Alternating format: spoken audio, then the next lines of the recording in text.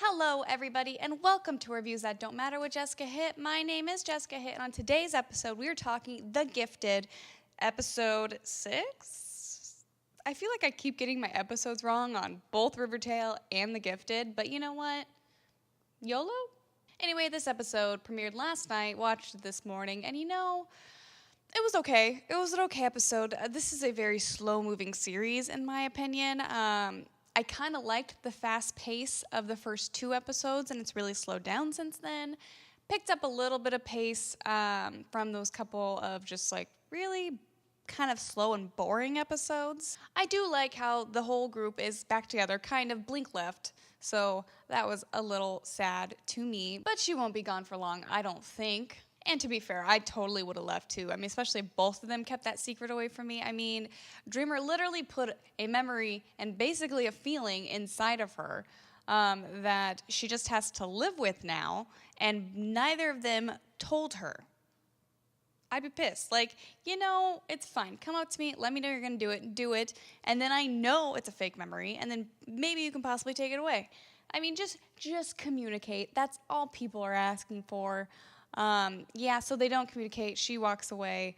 Thunderbird and Dreamer, they have some moments where they're together. I don't know exactly where this is heading, because there was that moment when Thunderbird was talking to Blink, and she was like, that moment in the warehouse when we were by ourselves, was that real the way you looked at me? And I was like, wait, when was this? Like, I remember them being in the warehouse. I do not necessarily remember a big moment between them, but maybe I have just forgotten because I didn't care that much. So they're setting up a love triangle, which, I mean, I love a good love triangle, so I hope they do it right and not just annoying love triangle syndrome like most shows. So this whole episode kind of revolves around about 3 different types of plots. You have the first one with the whole Thunderbird, Blink, and Dreamer thing, which is connected to where Marco, Daddy Strucker, and Little Kid Strucker, who's very destructive, decide to go break into a government facility and steal some files so they can figure out how many mutants are working for Sentinel Services, why they're working for Sentinel Services, and pretty much where the mutants go after they go to the government facilities that are just very, very secret and no one returns back from them. So they do that. I gotta say, though, I mean, Little Kid Strucker, he's getting a little too emotional for me. He's very emo. And also, since when did children think that beatboxing is weird? Like, that was always kind of a cool thing to do in school for me. Like, is that a thing that people just like, yeah, the kids used to think it was weird of me to be able to beatbox? Literally, that's not a weird thing at all. So I don't know. And then you have the storyline where Polaris is kind of taking a lot of the teenagers and children, really, they're teenagers, almost adults, and trying to train them for combat, or at least try to, figure out their abilities in a better way.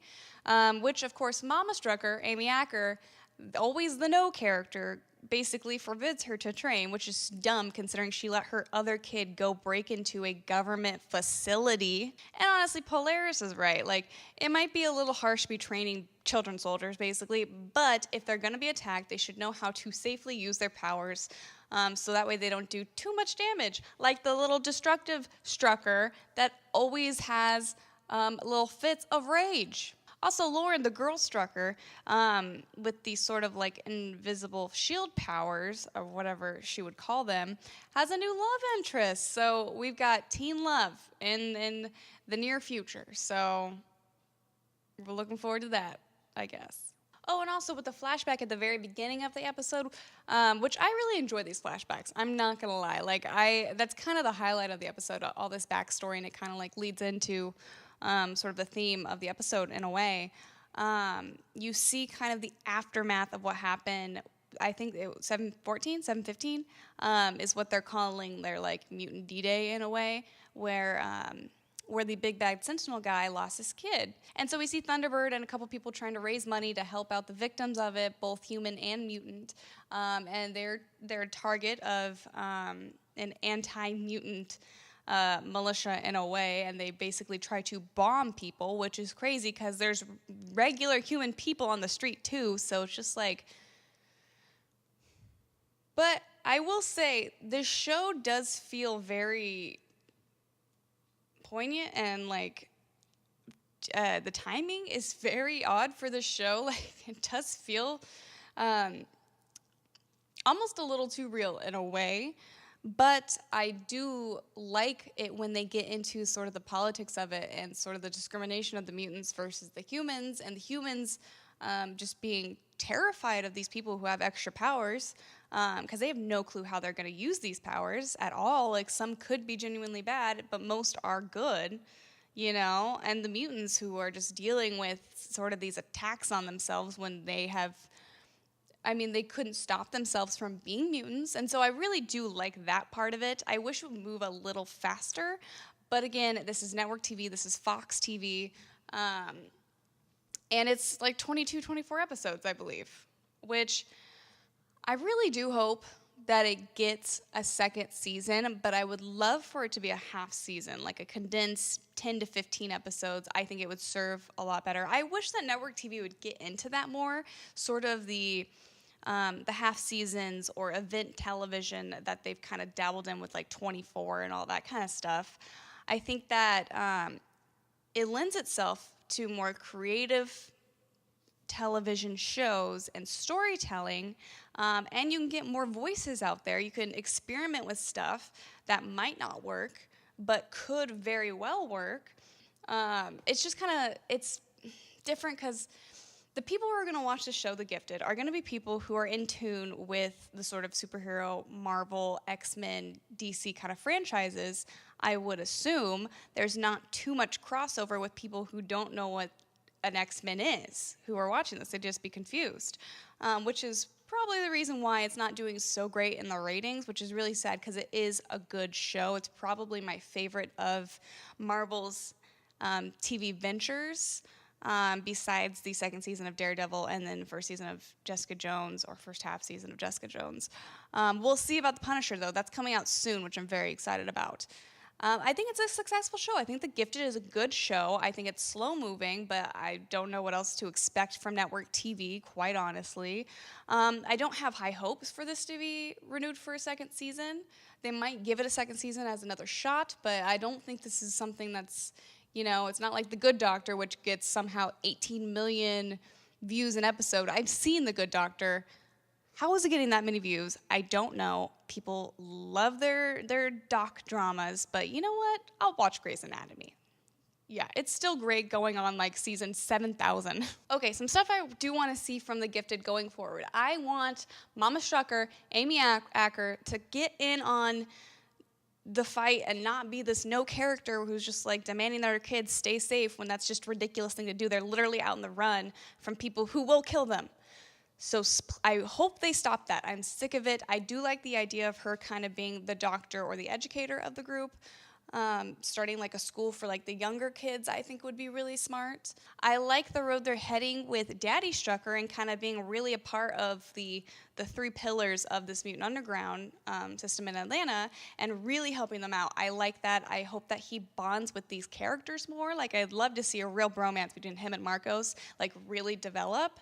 I really would like to see Blink come back because I'm interested to see what she does on her own. Like, she said that there's other people she has to like protect or something like that. That was one of her lines. So she's probably got people that she has to go find, and I don't know if she's going to like blink them into the Mutant Underground or if she's just going to try to run away with them. I don't know what's going to happen. Is she going to almost get caught again? I'm interested to see how the love triangle kind of happens. I believe, since they do kind of make Dreamer a bit of an antagonist in this show, even though you're supposed to kind of root for her too, I believe it's going to be Thunderbird and Blink. I don't think it's going to happen soon. I think it's going to be a little bit of a long drawn out thing. I think that... Oh, one thing I forgot to mention is the very end of the episode, Marco got a call from his ex-girlfriend, who is the cartel leader. So we'll see where that goes. I hope it doesn't drag on for too long, because I do feel like that would be a hitch in the series. But I do like that actress who played the cartel leader. I thought she was fun. I did like that. I like to see her pop up here and there. I don't want it to be a huge running theme of it.